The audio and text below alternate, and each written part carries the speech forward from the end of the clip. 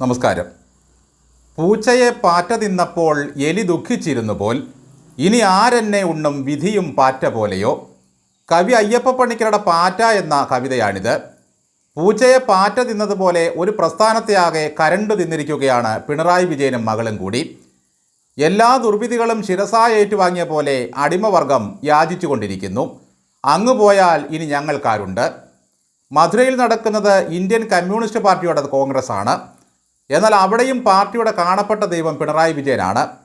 Party ഉദാരമായി പൊക്കിക്കൊടുത്ത പ്രായപരിധിയുടെ ആനുകൂല്യത്തിൽ Pinarayi അടുത്ത 6 വർഷം കൂടി ഭരിക്കണമെന്നാണ് പാർട്ടി ആവശ്യപ്പെടുന്നത്.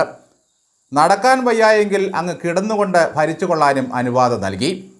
അങ്ങ് പോയാൽ ഞങ്ങൾ ആരുടെ അടിമയാകും എന്ന കമ്മിവർഗത്തിൻ്റെ യാചന എങ്ങനെ കേൾക്കാതിരിക്കും പിണറായി? മധുരയിലെ കൊടിമരച്ചുവട്ടിൽ കണ്ട ആവേശം ലോക കമ്മ്യൂണിസത്തെ ആകെ ആവേശം കൊള്ളിച്ചിട്ടുണ്ട്. സമ്മേളനം തുടങ്ങി 3-ാം ദിവസം കേരളത്തിൻ്റെ മുഖ്യമന്ത്രിയും കമ്മ്യൂണിസത്തിൻ്റെ കാരണഭൂതനുമായ പിണറായി വിജയൻ്റെ മകളെ പ്രോസിക്യൂട്ട് ചെയ്യാൻ കേന്ദ്ര കമ്പനികാര്യ മന്ത്രാലയം അനുമതി നൽകിയിരിക്കുന്നു.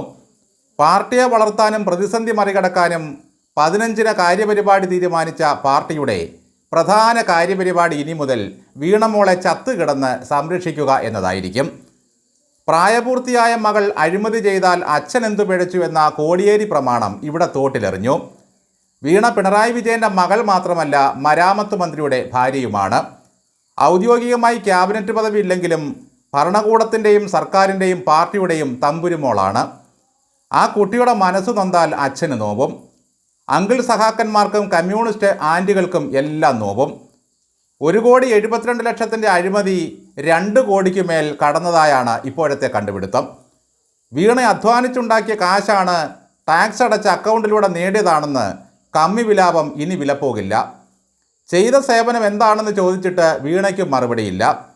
സൈബർ കമ്മികൾ എത്രയോ കാലം അത് വിശദീകരിക്കാനാകാതെ മോങ്ങിക്കൊണ്ടിരുന്നു.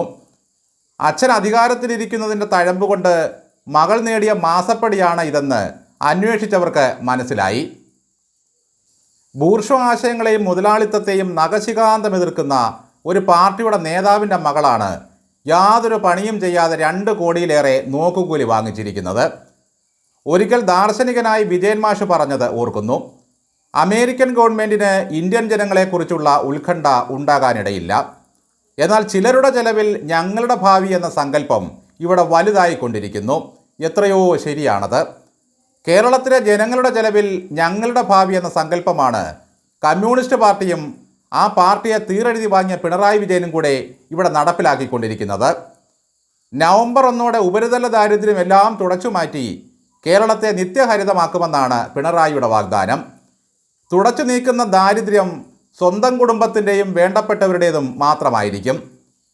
മുടിമുറിച്ചും പട്ടിണി കിടന്നും അരിക്കാശി ചോദിക്കുന്ന ഒരു വർഗത്തെ പരിഹസിച്ചും കണ്ടില്ലെന്ന് നടിച്ചും മധുരയ്ക്ക് പോയവർ തിരിച്ചു വന്നിട്ട് വേണം കേരള മോഡൽ ഒന്നുകൂടി ഉഷാറാക്കാൻ. നന്ദി.